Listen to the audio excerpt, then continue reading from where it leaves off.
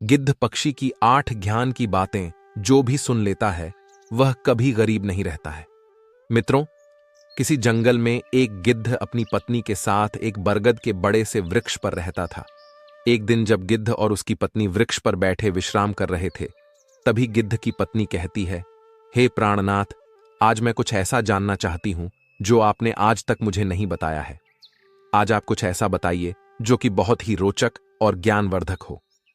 तब गिद्ध कहता है, ठीक है प्रिय, आज तुम्हें मैं एक अमीर बहन और गरीब भाई की कहानी सुनाता हूं। आज की कहानी बड़ी रोचक और ज्ञानवर्धक है, जिससे तुम्हें 8 ज्ञान की बातें सीखने को मिलेंगी, जिन्हें सुनकर कोई भी व्यक्ति आसानी से अपनी गरीबी से बाहर आ सकता है। हे प्रिय, बहुत पुराने समय की बात है। किसी नगर में एक बहुत ही अमीर किसान रहता था। उस किसान के घर में 2 जुड़वा संतानें पैदा हुई थीं। उन दोनों जुड़वा संतानों में एक पुत्र और दूसरी संतान पुत्री थी। किसान अपने पुत्र का नाम रोहन रख देता है और पुत्री का नाम कमला रखता है। इधर धीरे धीरे रोहन और कमला बड़े होने लगते हैं। जब किसान की दोनों संतानें बड़ी हो जाती हैं और उनकी आयु विवाह के योग्य हो जाती है, तो किसान को अपने बच्चों के विवाह की चिंता सताने लगती है। एक दिन वह किसान किसी कार्य से अपने पड़ोस के एक शहर में जाता है। वहां पहुंचकर एक व्यापारी का पुत्र उसे पसंद आ जाता है और उस व्यापारी के पुत्र के साथ वह अपनी बेटी कमला का विवाह कर देता है। इस प्रकार से कमला अपने पिता के यहां से विदा होकर अपने ससुराल चली जाती है। इधर बेटी को विदा करने के बाद किसान अपने पुत्र के विवाह के बारे में सोचने लगता है और सोचता है कि बेटी तो मेरी अपने घर की हो गई, अब मुझे अपने पुत्र का विवाह कर देना चाहिए। यदि मेरे पुत्र का विवाह हो गया तो मैं अपना बचा हुआ शेष जीवन अपनी बहू बेटियों के साथ रहकर आराम से व्यतीत करूंगा। मित्रों, गिद्ध अपनी पत्नी से कहता है, हे प्रिय, भगवान की लीला बहुत विचित्र है। ईश्वर न जाने कब किसको गरीब बना दे और कब किसको अमीर। उस अमीर किसान के साथ भी कुछ ऐसा ही होता है। एक दिन वह किसान किसी भयानक बीमारी की चपेट में आ जाता है। जब उसका पुत्र अपने पिता की ऐसी हालत देखता है तो वह बहुत ही दुखी हो जाता है। इसके बाद वह अपने पिता का अच्छे से अच्छे डॉक्टरों से इलाज करवाता है और महंगी से महंगी दवाइयां लेकर आता है। धीरे धीरे उसकी धन संपत्ति पूरी तरह से पिता के इलाज में खर्च हो जाती है। इस प्रकार अपने पिता का इलाज कराते हुए वह किसान का पुत्र एकदम कंगाल हो जाता है। लेकिन फिर भी पिता की हालत में किसी प्रकार का सुधार नहीं होता। जब कोई भी दवाई उस किसान की बीमारी में काम नहीं करती है, तो एक दिन वह किसान अपने बेटे को पास बुलाता है और अपने बेटे रोहन से कहता है, हे पुत्र, जब भी कोई काम मनुष्य के सामर्थ्य से बाहर हो जाए और उसका कोई समाधान न मिले, तो ऐसे समय में उस काम को ईश्वर के भरोसे छोड़ देना चाहिए। इसलिए पुत्र, अब तुम मेरी चिंता छोड़ो और अपने भविष्य के बारे में सोचो। मेरा क्या है, आज नहीं तो कल मुझे संसार छोड़कर जाना ही है। इसलिए पुत्र, अब तुम मेरी चिंता करना छोड़ो और अपना विवाह करके अपना घर गृहस्थी बसा लो। अपने पिता के मुख से ये बातें सुनकर रोहन एकदम चुप हो जाता है। आखिर वह बेचारा कर भी क्या सकता था। उसके घर में जो भी जमा पूंजी थी वह तो उसके पिता के इलाज में पहले ही खर्च हो चुकी थी। फिर वह कहता है, हे पिताजी, जैसा आपके लिए उचित लगे आप वैसा कीजिए। इसके बाद वह गरीब किसान अपने पुत्र की शादी एक गरीब घर की कन्या से करवा देता है और शादी के कुछ दिन बाद ही उस किसान की मृत्यु हो जाती है। पिता की मृत्यु के बाद रोहन अपने पिता का पूरी रीति रिवाज से अंतिम संस्कार करता है। रोहन का घर, खेत खलिहान पिता की बीमारी के इलाज में पहले ही बिक चुके थे। जो कुछ भी जमा पूंजी बची थी वह पिता के अंतिम संस्कार में समाप्त हो जाती है। इस प्रकार से रोहन बहुत ही गरीब हो जाता है। प्रिय मित्रों, जब रोहन एक दिन बिल्कुल कंगाल हो जाता है तो वह गांव के बाहर अपनी पत्नी के साथ एक झोपड़ी बनाकर रहने लगता है और दूसरों के खेतों में मेहनत मजदूरी करके अपने बीवी बच्चों का पेट पालने लगता है। उधर रोहन की बहन कमला, जिसका विवाह धनी व्यापारी के घर में हुआ था, जब अपने भाई की स्थिति के बारे में जानती है तो वह अमीर बहन अपने गरीब भाई से घृणा करने लगती है। मन में सोचने लगती है कि मेरा भाई अब तो बिल्कुल ही कंगाल हो चुका है। उसका घर, जमीन सब बिक गया है और अब उसके पास एक फूटी कौड़ी भी नहीं बची है। यदि ऐसी हालत में वह मेरी ससुराल आता है तो उसे देखकर मेरी देवरानी और जेठानी मेरा बड़ा ही अपमान करेंगी और मेरा मजाक उड़ाएंगी कि तेरे पीहर वाले तो बिल्कुल ही कंगाल हैं। ऐसे में मेरी बहुत बदनामी होगी। इस कारण से कमला अपने सगे भाई से रिश्ता तोड़ देती है।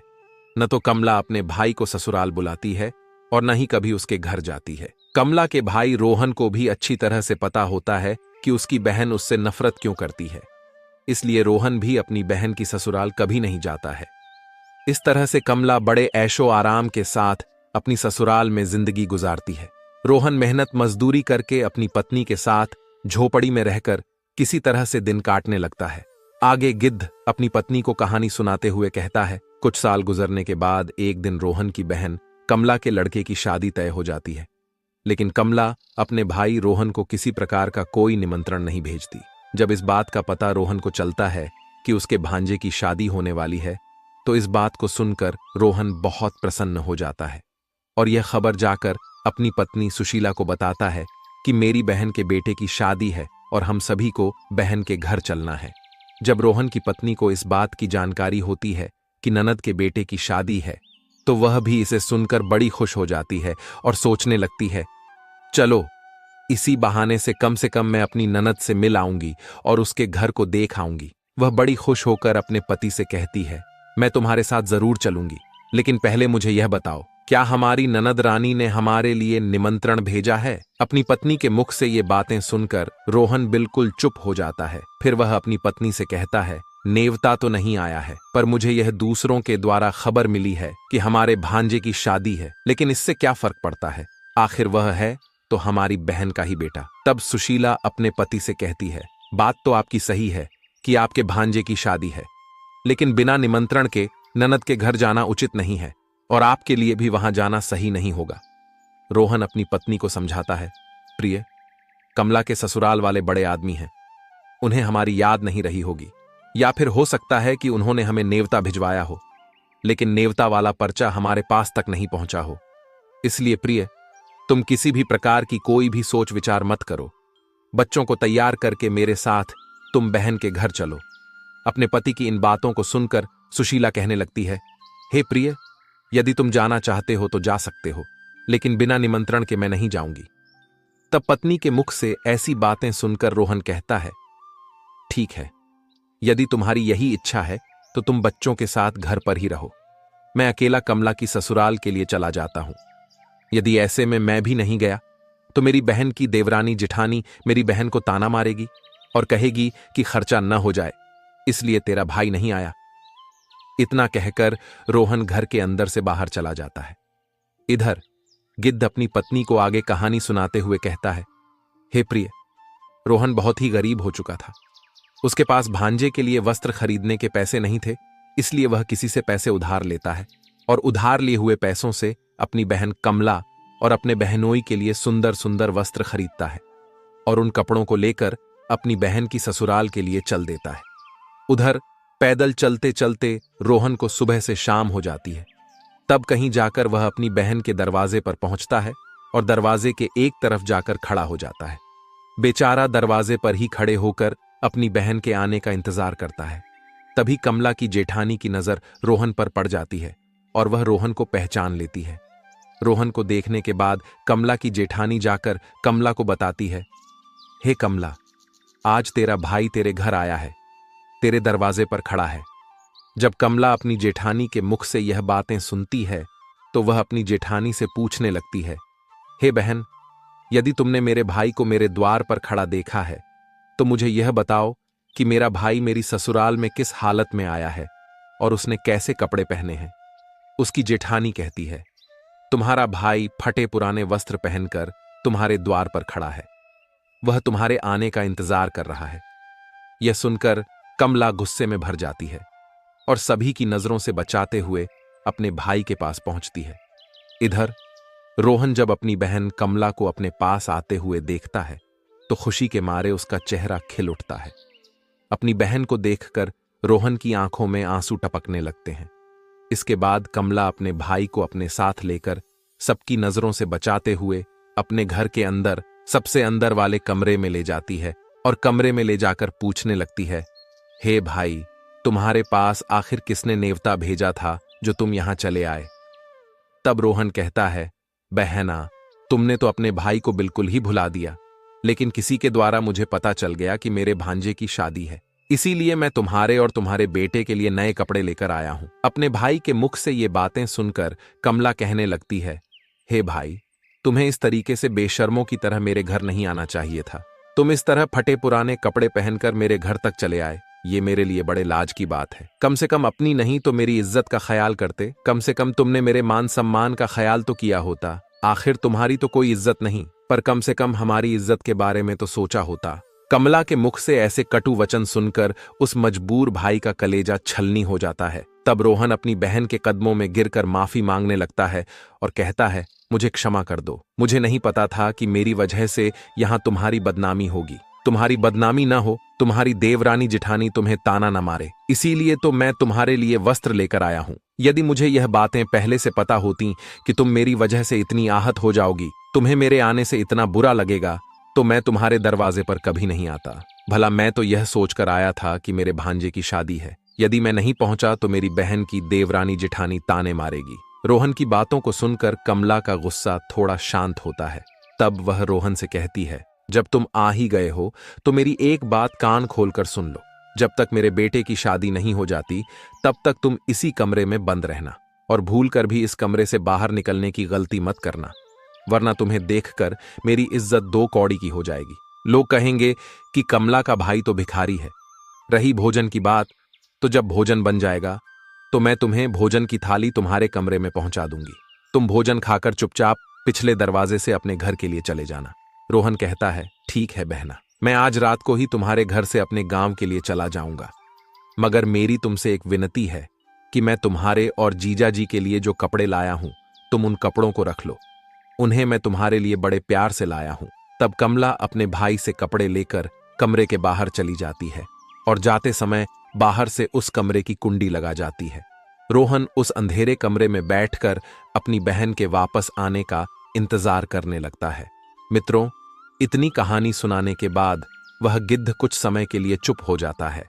तब उसकी पत्नी कहती है, हे प्राणनाथ, कहानी बहुत रोचक और ज्ञानवर्धक है, आप आगे की कहानी भी सुनाइए। तब गिद्ध आगे कहानी सुनाते हुए कहता है, हे प्रिय, इधर तो रोहन उस अंधेरे कमरे में बैठा हुआ अपनी बहन के लौटने का इंतजार कर रहा होता है कि मेरी बहन मेरे लिए भोजन लेकर लौटकर वापस आती होगी। आज तो मुझे स्वादिष्ट भोजन खाने को मिलेगा। उधर वह निर्मोही बहन अपने भाई को उस कमरे में बंद करके अपने घरेलू काम धंधे में लग जाती है और भाई को भूल जाती है। शादी के काम धंधे में इतनी ज्यादा खो जाती है कि अब तो उसे याद ही नहीं रहता कि मेरी मां का जाया भाई मेरे यहां कमरे में बंद है और मेरे लौटने का इंतजार कर रहा है। मित्रों, इधर जैसे जैसे समय बीतने लगता है, भूख प्यास की वजह से रोहन छटपटाने लगता है और उसकी हालत भी खराब होने लगती है। तब रोहन अपनी बहन को आवाज लगाता है, लेकिन उसकी आवाज कोई नहीं सुनता। इस तरह से रोहन उस अंधेरे कमरे में पड़े पड़े 3 दिन बीत जाते हैं। इधर रोहन को अपने बीवी बच्चों की याद आती है। रोहन सोचता है, यदि कोई नहीं आया तो मैं भूखा प्यासा इसी कमरे में मर जाऊंगा। यदि मैं मर गया तो मेरे बीवी बच्चों का भला क्या होगा? मेरे न होने पर कैसे मेरे बीवी बच्चों का पालन पोषण होगा? रोहन इधर यह सोचते सोचते बेहोश होने लगता है। तभी किसी काम की वजह से कमला की जेठानी कमरे के पास से गुजरती है। जब रोहन के कानों में कमला की जेठानी की पायल की आवाज सुनाई देती है, तो रोहन अपनी पूरी ताकत से उस कमरे का दरवाजा पीटने लगता है। जब कमला की जेठानी के कानों में उस दरवाजे की आवाज जाती है, तो वह दरवाजा खोल कर देखती है और अंदर रोहन को देखकर चौंक जाती है। वह रोहन से पूछने लगती है, हे भाई, तुम्हें इस कमरे में किसने बंद किया था? रोहन इस बात का कोई जवाब नहीं देता है। जब कमला की जेठानी दोबारा पूछती है, तो रोहन इस बात को छुपा लेता है और झूठ मूठ कह देता है कि मैं इस कमरे में आराम कर रहा था, तभी किसी ने गलती से बाहर से दरवाजे की कुंडी लगा दी और मैं इस कमरे में बंद हो गया। बहन, यदि तुम आज नहीं आती तो मेरे प्राण पखेरु उड़ जाते। इतना कहने के बाद रोहन घर के पिछले दरवाजे से चुपचाप बाहर निकल जाता है और अपने घर की राह पकड़ लेता है। 3 दिन का भूखा प्यासा बेचारा रोहन अपने घर के लिए चल देता है। अंत में वह चलते चलते काफी दूर निकल जाता है। चलते चलते उसे चक्कर आने लगता है। जैसे ही रोहन का सिर चकराता और वह उसी समय जमीन पर गिरने वाला होता है, तभी वहां पर कहीं से एक बूढ़ी माँ आ जाती है और वह बूढ़ी माँ रोहन के गिरने से पहले ही उसे संभाल लेती है।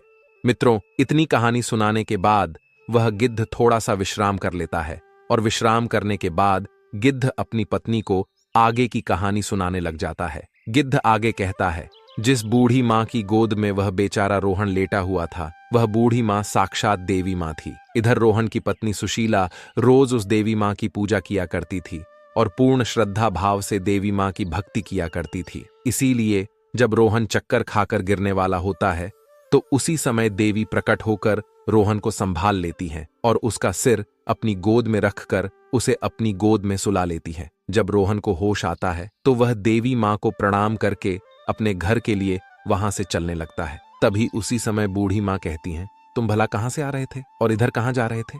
तब रोहन बताता है, हे माँ, मेरे भांजे की शादी थी, इसी वजह से मैं अपनी बहन के घर से आ रहा था और इधर मेरा गांव है, मैं अपने गांव के लिए जा रहा हूं। तो बूढ़ी माँ रोहन से कहती हैं, यदि तुम बुरा ना मानो तो मैं तुमसे एक बात पूछना चाहती हूं। तब रोहन कहता है, पूछो माँ, तुम मुझसे क्या पूछना चाहती हो? बूढ़ी माँ पूछती हैं, बेटा, यदि तुम अपनी बहन के घर से आ रहे हो, जैसा कि तुमने बताया कि वहां पर शादी थी, तो फिर तुम खाली हाथ कैसे जा रहे हो? क्या तुम्हारी बहन ने तुम्हारी बीवी बच्चों के लिए कुछ नहीं भेजा? बूढ़ी माँ के मुख से ऐसी बात सुनकर रोहन की आंखों में आंसू आ जाते हैं। इसके बाद रोहन उस बूढ़ी माँ अर्थात देवी माँ को सारी बात बता देता है। इस प्रकार से रोहन के मुंह से पूरी घटना सुनने के बाद बूढ़ी माँ कहती हैं, हे पुत्र, तुम किसी भी प्रकार की चिंता मत करो, जो हुआ उसे भूल जाओ और जाने दो। यहाँ से कुछ दूरी पर मेरा एक बगीचा है, उस बगीचे में अनेकों प्रकार के फल लगे हुए हैं। तुम उस बगीचे में जाकर फल खाकर अपना पेट भर लो, क्योंकि तुमने 3 दिन से कुछ नहीं खाया है। जब तुम्हारा पेट भर जाए तो कुछ फल तुम अपनी बीवी और बच्चों के लिए भी तोड़कर रख लेना। जब तुम्हारी बीवी और बच्चे तुमसे मिलेंगे तो पूछेंगे कि तुम अपनी बहन की ससुराल से क्या लेकर आए हो, तो तुम कह देना कि मेरी बहन ने तुम्हारे लिए फल भेजे हैं। ऐसा करने से बेटा तुम अपनी बीवी और बच्चों के सामने शर्मिंदा होने से बच जाओगे और इससे तुम्हारी मान प्रतिष्ठा भी बनी रहेगी। रोहन इस प्रकार से बूढ़ी माँ की बात सुनकर मान जाता है और बूढ़ी माँ के बगीचे में पहुंच जाता है। उस बगीचे में नाना प्रकार के फल लगे हुए थे। तब रोहन वृक्षों से फल तोड़कर खाने लगता है। जब उसका पेट भर जाता है तो कुछ फलों को तोड़कर अपने थैले में रख लेता है। ये सब करने के बाद रोहन उस बूढ़ी माँ से आज्ञा लेकर अपने घर के लिए चल पड़ता है। तब बूढ़ी माँ रोहन से कहती हैं, हे पुत्र, जाते समय मेरी ये 8 बातें सुनते जाओ, ये तुम्हारे जीवन में बहुत काम आएंगी। इस प्रकार से बूढ़ी माँ रोहन को 8 बातें बताती हैं। उन 8 बातों को सुनकर रोहन अपने घर के लिए चल देता है। जब रोहन फलों से भरा हुआ थैला लेकर अपने घर पहुंचता है तो उसके छोटे छोटे बच्चे और उसकी पत्नी सुशीला उसके पास आते हैं और पूछने लगते हैं, पिताजी, आप बुआ के घर से आ रहे हो? आखिर बुआ ने हमारे लिए क्या भेजा है? यह सुनकर रोहन अपने हाथों का थैला अपनी पत्नी को थमा देता है और थैला देने के बाद घर से बाहर निकल जाता है।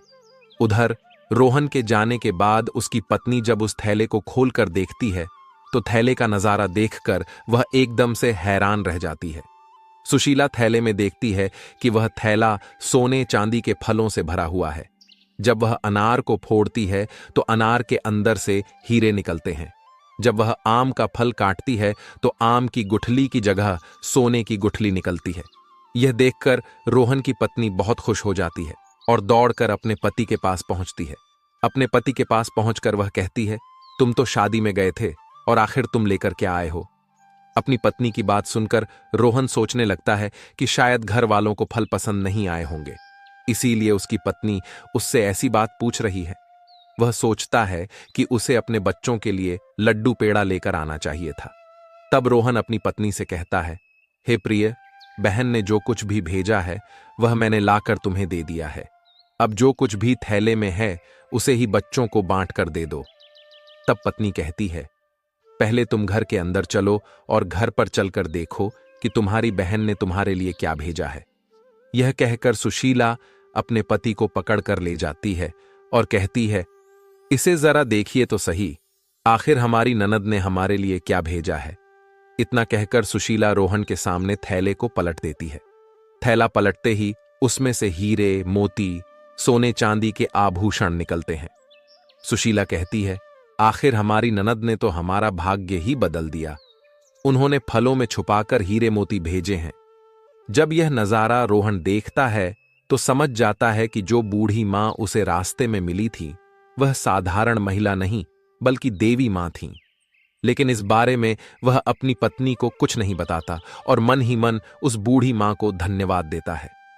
मित्रों, गिद्ध आगे की कहानी सुनाते हुए कहता है, हे प्रिय, इस प्रकार से रोहन को बहुत सारा धन मिल जाता है। रोहन फिर से अमीर बन जाता है।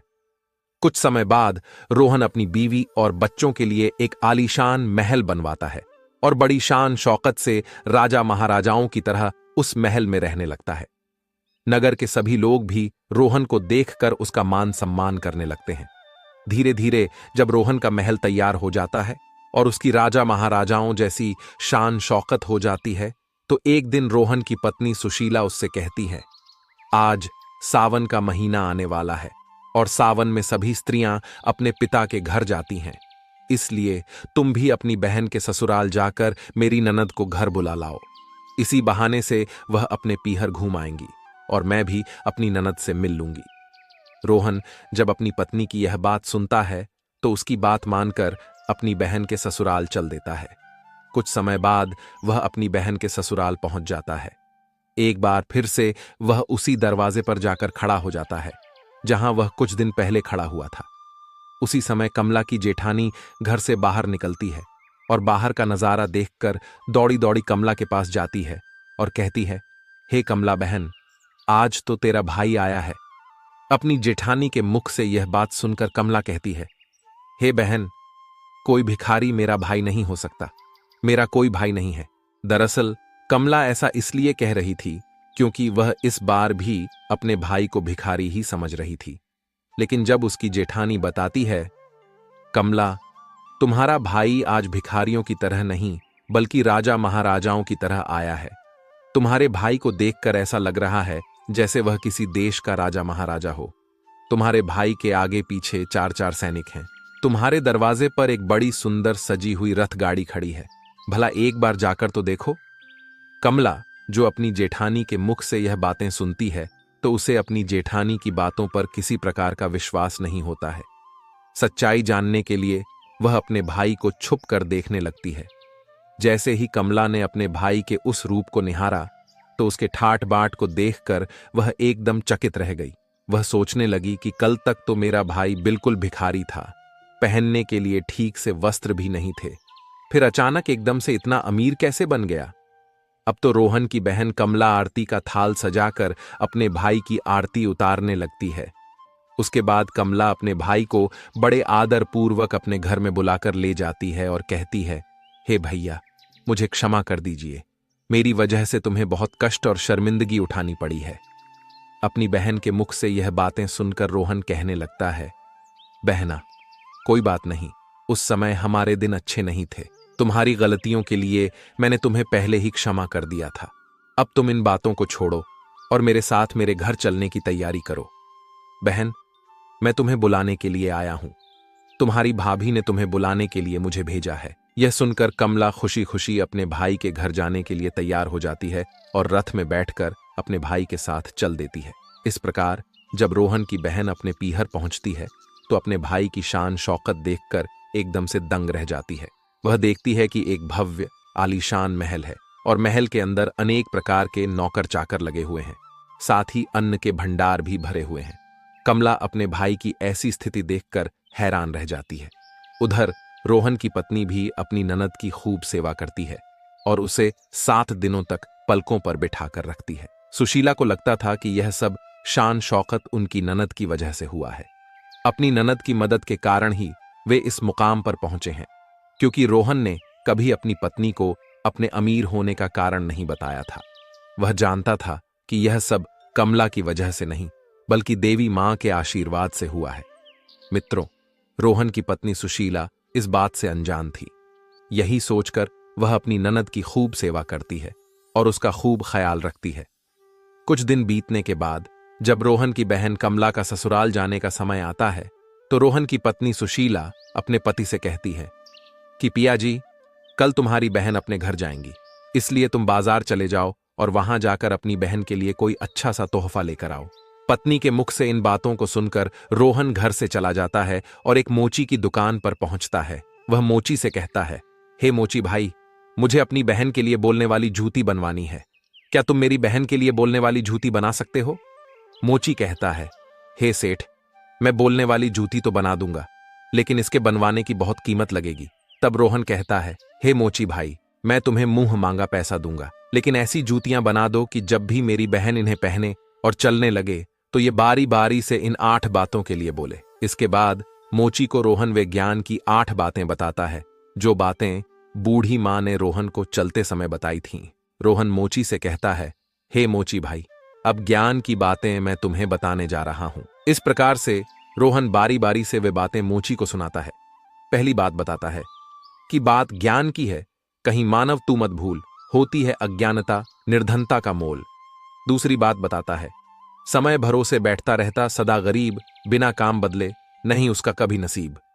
तीसरी बात बताता है, आलस्य कर रहता सदा जो परिवर्तनहीन, वही कर्म कर फिर करे कहत स्वयं को दीन। चौथी बात बताता है, नहीं गरीबी से बड़ा है कोई अभिशाप, हासिल करके ज्ञान को करो दूर, अब आप दोष समय को दो नहीं, नहीं बनो मजबूर, कर्म साधना में जुटो, करो गरीबी दूर। पांचवी बात इस प्रकार बताता है, कर्म कभी करता नहीं कोसे सदा नसीब, भाग्य भरोसे बैठता वह मानव रहे गरीब। छठी बात इस तरह से बताता है, अज्ञानी पर ही सदा करे गरीबी बार, विजय होता युद्ध में ज्ञान सदा हथियार। सातवीं बात इस प्रकार बताता है, हे मोची भाई, मेरी बहन जब 8वां कदम रखे तो जूतियां बस यही बात बोले। पैसों के बाजार में बदल गई तहजीब, धन दौलत से जुड़ रहे रिश्ते हुए गरीब। इधर रोहन मोची से कहता है, हे मोची भाई, ऐसी 8 बातें बोलने वाली मुझे जूतियां बना दो। जब यह 8 बातें वो जूतियां बोलेगी और जब मेरी बहन इन बातों को सुनेगी तो उसे अपनी गलती का एहसास होगा कि मुझे पैसे के घमंड में आकर अपने भाई का ऐसा अपमान नहीं करना चाहिए था। तब गिद्ध अपनी पत्नी से कहता है। इस प्रकार से रोहन उस मोची से अपनी बहन के लिए हीरे मोतियों से जुड़ी हुई सोने और चांदी की जूतियां बनवाता है और उन जूतियों को ले जाकर अपनी बहन को उपहार स्वरूप दे देता है। सोने चांदी की जूतियां देखकर कमला का चेहरा एकदम खिल जाता है। उसके बाद कमला अपने भाई से विदा लेकर अपने घर चली जाती है। इधर कमला जब अपनी ससुराल पहुंच जाती है तो कमला की देवरानी जिठानी पूछने लगती है, हे कमला, तुम अपने भाई के घर से आई हो, तुम्हारे भाई ने तुम्हें क्या उपहार दिया है? तब कमला अपनी देवरानी जिठानी, अपने सास ससुर और अपने देवर जेठ को अपने भाई के द्वारा दी हुई भेंट दिखाती है। वह जूतियां दिखाती है और कहती है, देखो, मेरे भाई ने मुझे सोने चांदी से जड़ी हुई, हीरे मोती से जड़ी हुई ये जूतियां दी हैं। तब कमला जूतियां पहनकर चलकर दिखाती है। जैसे ही कमला उन जूतियों को पहनकर चलती है तो जूतियां बोलती हैं कि पैसों के बाजार में बदल गई तहजीब, धन दौलत से जुड़ रहे रिश्ते हुए गरीब। जब कमला इस बात को सुनती है तो उसका सर शर्म से नीचे झुक जाता है और अपने भाई को याद करके एकदम से रोने लगती है। जब देवरानी और जिठानी पूछती हैं, कमला, आखिर क्या हुआ जो तुम अचानक से रोने लगीं? तो कमला अपनी देवरानी और जेठानी के लिए सारी बातें बताती है।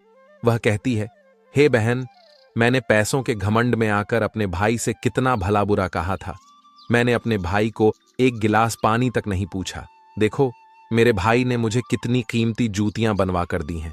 अब तो मुझे अपने आप से घृणा होने लगी है, मैं तो जीना नहीं चाहती। तभी कमला की जेठानी उसे समझाने लगती है, हे बहन, जो भी कुछ हुआ उसे भूल जाओ। आगे से याद रखना, कभी किसी के साथ ऐसा बर्ताव मत करना, क्योंकि जो व्यक्ति धन दौलत का घमंड करता है उससे माता लक्ष्मी हमेशा के लिए दूर चली जाती है। इसलिए मेरी बातें तुम सदा याद रखना। इस तरीके से कमला की जिठानी कमला को 8 बातें बताती हैं। वह कहती है, हे कमला, जो व्यक्ति रात के समय रसोई में झूठे बर्तन रखता है और खाने पीने की चीजों को बर्बाद करता है, ऐसा व्यक्ति बहुत ही जल्दी निर्धन हो जाता है। दूसरी बात, जिस घर में घर की स्त्रियों का अपमान होता है उनकी इज्जत नहीं की जाती। उस घर में देवी लक्ष्मी ज्यादा दिनों तक नहीं रुकती। तीसरी बात, जिस घर की स्त्रियां सूर्यास्त होने के बाद अपने घरों में झाड़ू लगाती हैं, चूल्हा चौका करती हैं, ऐसे परिवार के लोग बहुत जल्दी गरीब हो जाते हैं। चौथी बात, जिस घर परिवार में पैसों की कदर नहीं की जाती, फजूल कार्यों में पैसे बर्बाद किए जाते हैं, ऐसे घरों से भी माता लक्ष्मी रूठ कर चली जाती है। पांचवी बात, जो लोग पैसे आने के बाद में उस पैसे से दूसरों के मान प्रतिष्ठा को ठेस पहुंचाते हैं या फिर अपने धन के बलबूते पर दूसरे लोगों को परेशान करते हैं, ऐसे लोगों के घरों से भी माता लक्ष्मी बहुत जल्दी विदा ले जाती है। छठी बात, जिस घर के लोग अपने कर्तव्यों का पालन नहीं करते और अपने कार्यों को कल पर टालते रहते हैं, उन लोगों के घरों से भी माता लक्ष्मी रूठ जाती हैं। सातवीं बात, जिस घर परिवार के लोग अपने से बड़े लोगों की इज्जत नहीं करते, अपने से बड़ों का कहना नहीं मानते या फिर अपने से बड़ों से कटु शब्द बोलते हैं, ऐसे लोगों को भी गरीबी का सामना करना पड़ता है, उन्हें गरीबी देखनी पड़ती है। आठवीं और अंतिम बात, जिस घर परिवार के लोग अपने मेहमानों का सम्मान नहीं करते, अपने मेहमान का आदर भाव नहीं करते या फिर अपने दरवाजे से किसी याचक को खाली हाथ लौटा देते हैं, ऐसे लोगों से भी माता लक्ष्मी नाराज होकर चली जाती हैं।